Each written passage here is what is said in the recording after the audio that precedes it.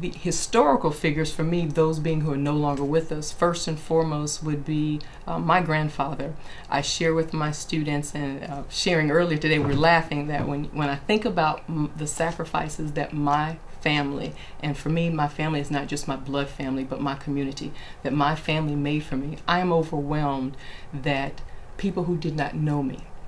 before I was even conceived, they made sacrifices for me to be here. So my grandfather, my paternal grandfather, graduated from high school at the age of 76. And today I have the tassel that he wore when he graduated. That is probably the most important possession that I own. I would say more so than the paper that my doctorate degree is on, because it represents for me a life of sacrifice, that he saw the importance of education.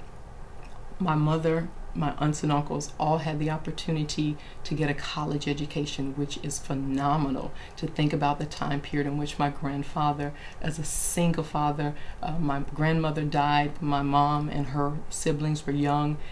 and just the fact that education was important enough for him that he demonstrated after he retired from the railroad the need to have an education. So my grandfather,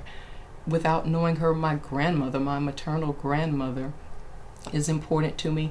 in the sense that she left a legacy in her children of family, of God, of sacrifice, of not having a spiritual, a religious life, but a spiritual life, understanding that it's our spirit that's going to take us into glory. So for my grandparents, everyone in my community, there are so many people who've transcended, but the people from my community, I remember